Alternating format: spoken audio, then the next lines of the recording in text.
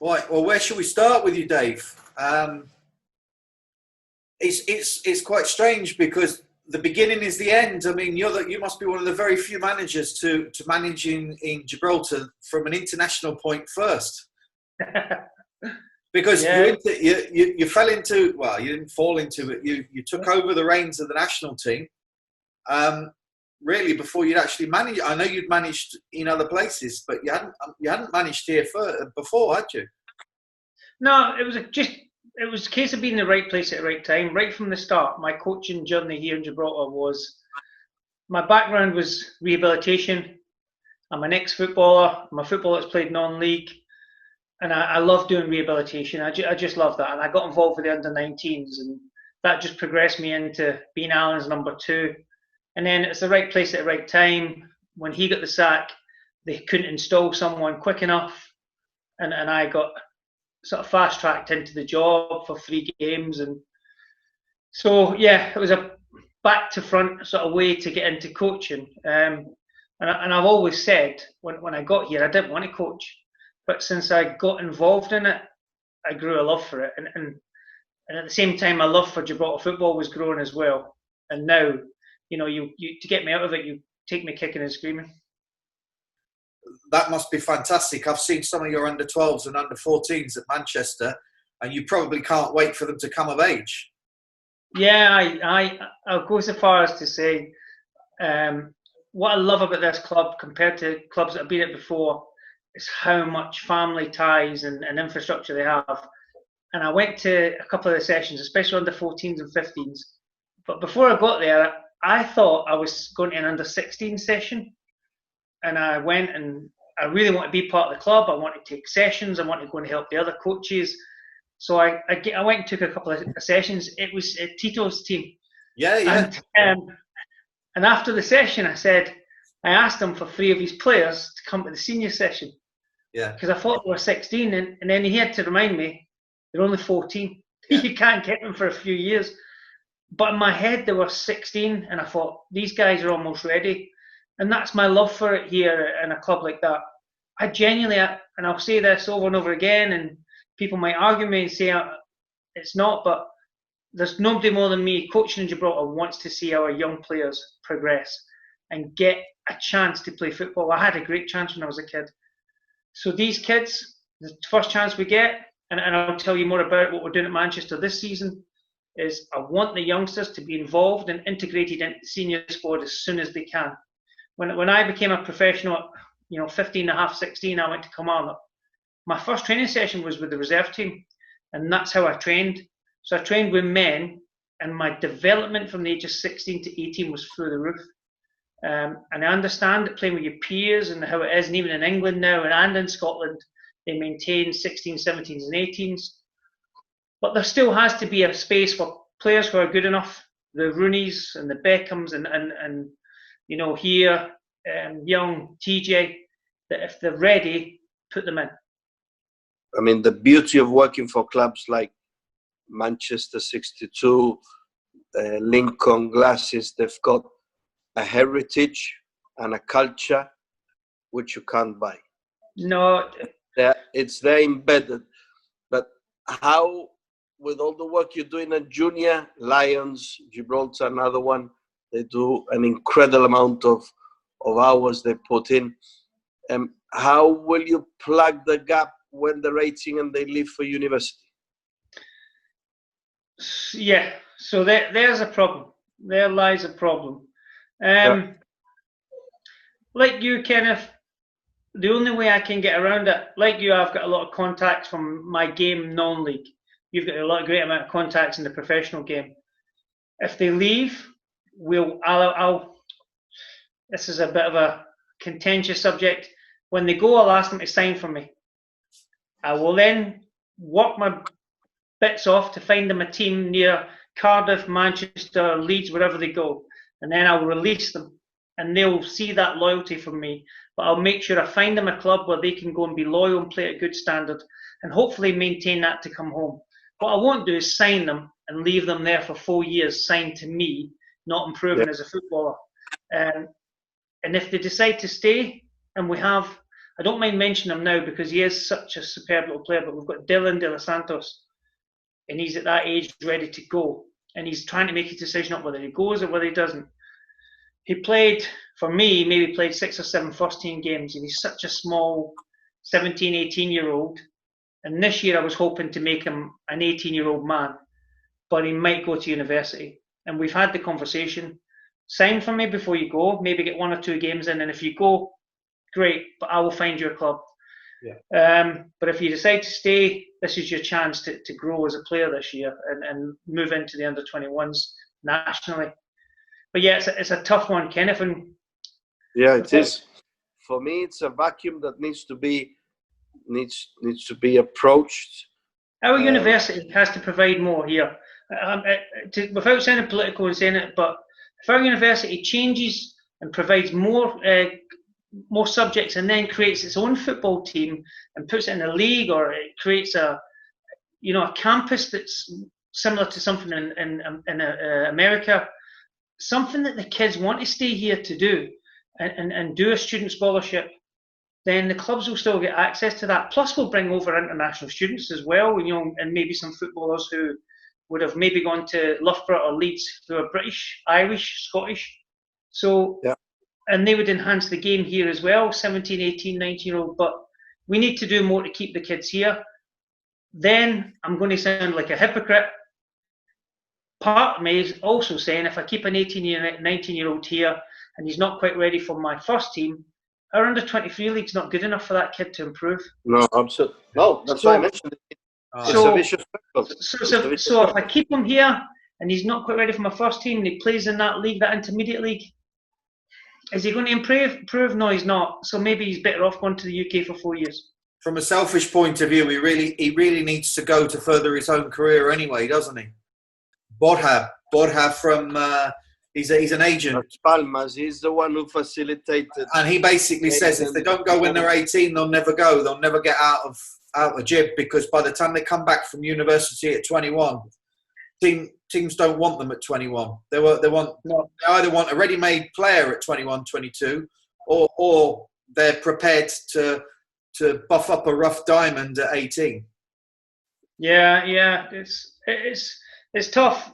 There is no winning answer other than local development, maybe university-wise, the league.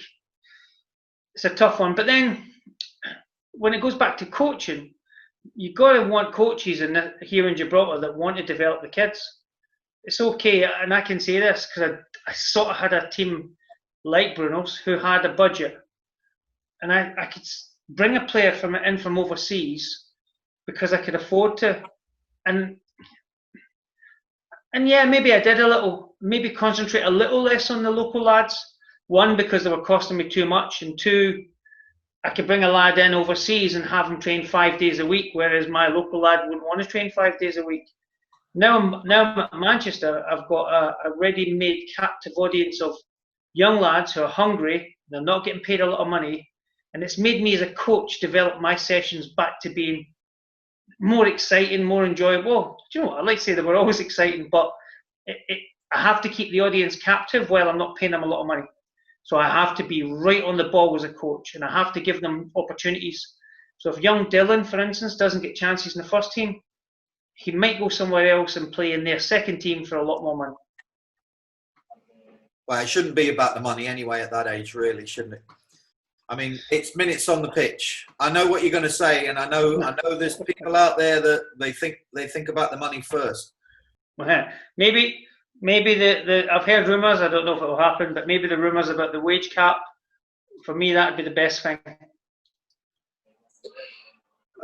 Before the wage cap, I think for the local league to survive, there has to be a price sharing of the monies from Europe. Otherwise, we won't have a league in a couple of years' time. Once we have a team who qualifies into Champions League earning around 650,000 euros, and the teams who don't qualify to Europe earning 10,000 euros, that's a recipe for disaster. I've been saying it before I agree with you kicked a ball. And the point I agree with the point that I had this conversation with someone recently. As soon as one of those teams who have been earning the 600,000 or the 500,000 have a bad year and fail to make the 4, they're probably one of the first teams to go out of business. As are the other teams who have been paying a lot of money to try and get into the 4. And what's, again, gone back, this is not just to blow smoke up Manchester's bum, but I'm at a club that don't pay money, they're very sustainable, and they'll stay there. And, you know, maybe they'll benefit in a year or two from these clubs failing, but that's not how football should be. I don't want to benefit from someone else's failure, because as you just said, Kenneth, the failure of those clubs could mean in 2 or 3 years we're down to 4 clubs in this country because they've all gone bankrupt. Well, we've already lost Gib United. We're probably going to lose Monscalpe soon. I mean, we lost Leo. We lost quite a few. I can't. Lost count. Leo went. Yeah. Olympique. Boca is serious trouble too. I mean, even Manchester at the beginning, they were. I mean, look at the turn in fortunes. They finished second, and they should have gone to Europe that season. Yeah. They did. They got a financial compensation. They weren't allowed to go into Europe, wrongly, in my opinion. I think Manchester should have gone. They fought the league with Lincoln. Basically, what happened was that the GFA informed the club saying, look, as from next season, there are going to be changes, and the one who loses the cup final cannot go to participate in Europe.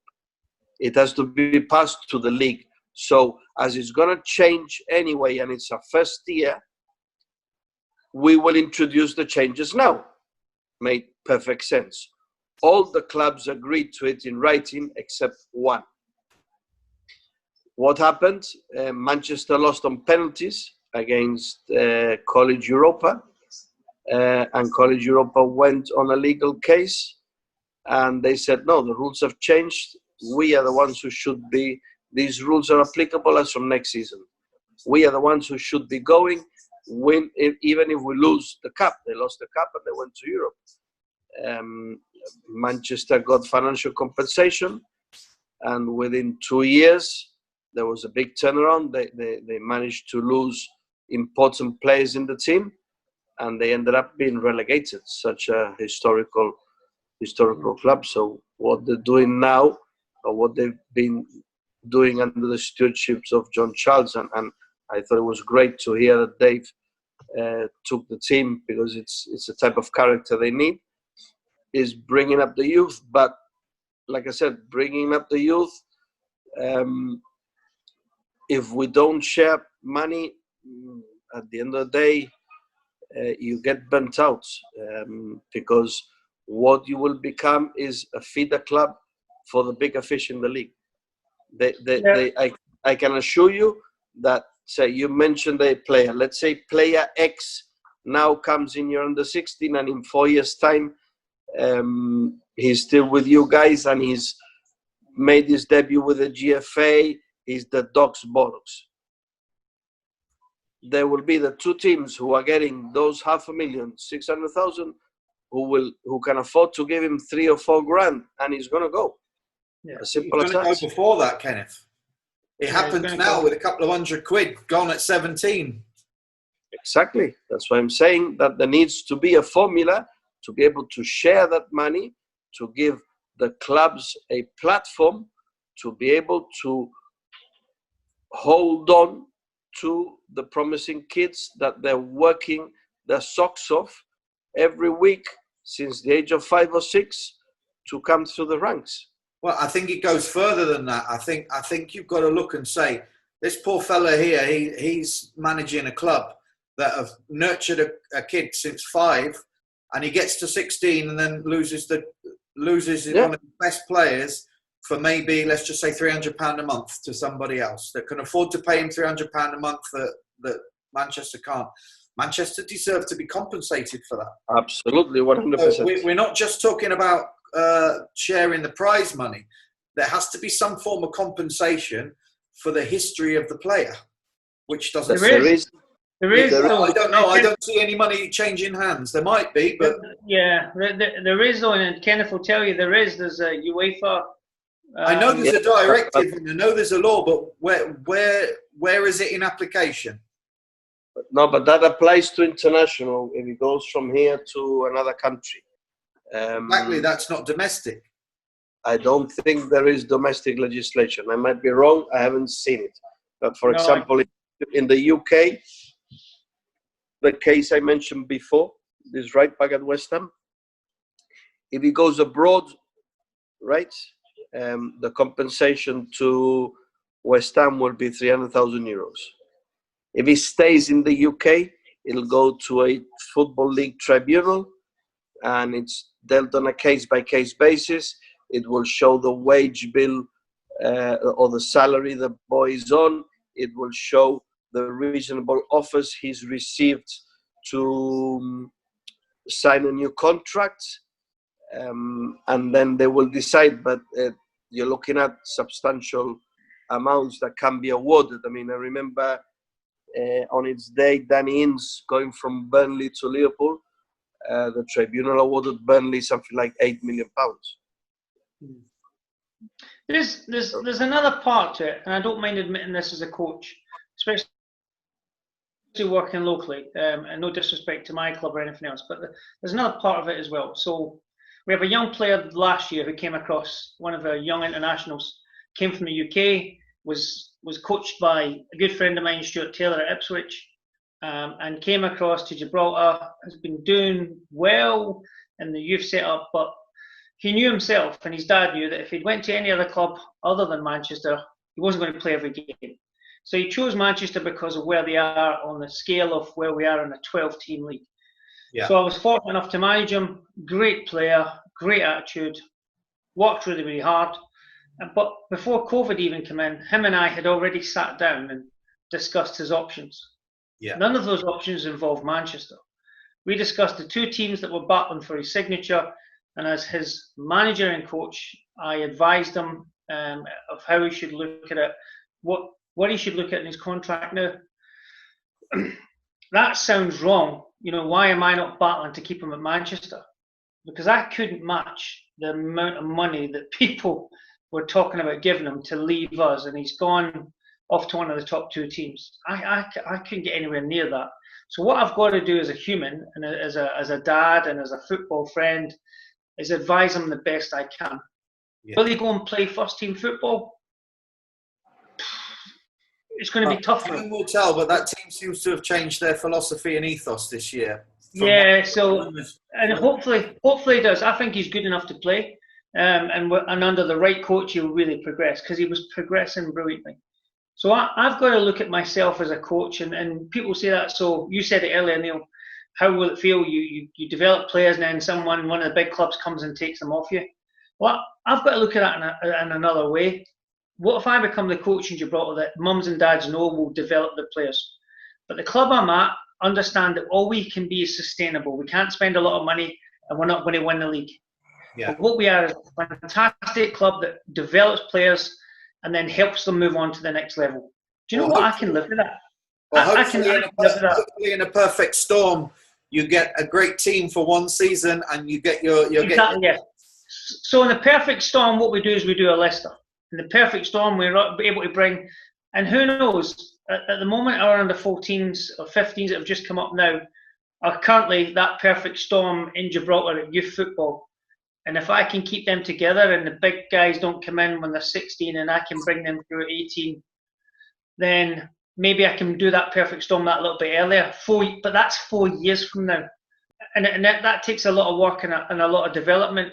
But what we've looked at this year is we've got some good players, but we as a club are deciding at the moment. But it looks like we're not going to have an under 23 this year. Yeah, I know your issue there, because you haven't got an under 16 feeder this year. We haven't, and I spoke to the players. We had a meeting last week with a lot of the players, and some of the young players are disappointed in it. They see it as they see it as they're missing it in football. What I was trying to get across to them was, well, why not look at it from the other side? I'm telling you, I think you're good enough to be in my 25-man squad. I'm going to take every player I can, And I picked up injuries last year. I picked up suspensions. But what I never do as a coach is I don't coach the first 11. I coach my squad, and I develop my squad in each area, in each position. And there'll be times when I'm moving from technical to tactical. And when I move from technical to tactical, I might only work with the 15, 16. But when I'm doing technical and tactical as a Monday night, Wednesday night, and the game's not till Sunday, it's everyone. So I was trying to get across to these kids is this is your chance to play and train with the first team. Because when we have an under-23 squad, they train on a different night. And they only get invited to the training sessions with my squad to boost my numbers or when they're doing well or when I see they're doing well. Now I'm telling them, you're doing well. I'm going to cut down my senior squad to 15, 16 and bring in 9 of you guys and let's go and see if we can sort of develop a young squad who are 80% homegrown players, even more than we had last year, but all in one squad. Well, it was fantastic statistics last year. You were something like, I don't know, 3,000 minutes more on the pitch than any other team, homegrown players. Yeah, and and none of that was forced on me. Other than I was forced on me when I signed for the club, and that was the squad I inherited. But none of those players were forced on me. None of that was I have to fill gaps. Those were the best players in my squad, and if injuries and other things hadn't happened, people having babies and stuff, we'd have squeezed out a lot more minutes. And this year, I think we'll blow that out of the water because of the way we're setting up the squad. But it comes back into that level of my chairman and the guys behind the club, Clive and Sean, haven't said to me, you must finish top 4. They've said to me, you have to make sure we remain sustainable and develop young players and make us play good football, which I want to do anyway, but develop players and give local players a chance. And there's no better way to say it and do that is let's bring the two squads together. But I won't lie, I'm having a tough time convincing my young lads that are under 23s to stay because they want to go and play for another club under 23s. Well, it's a difficult age because you go from under 16s youth football, and you really do. Obviously, I'm looking at my own son of that age group, So it's a case of weighing up minutes to sitting on bench. But it's a difficult time in the development of a player. It is. The consolation is you've got a manager's dream. You've got a board that want to back you for homegrown players and development. So I mean, it's a difficult one. We've seen Lions do it last year and the year before, and I know that you did it last year. So it can be done. And without any relegation, you've got a chance to build. There's not that pressure there. Yeah, true. No, it's good that you raise it. I think personally, for me, pound for pound, if I had to pick out a team this season, it has to be Lions Gibraltar. The turnaround they've done in a year, I think they've done an outstanding job. Yeah. From being hammered last season, week in, week out, and struggling in the last position, to come back and make it into the playoff group, I think that's an outstanding effort.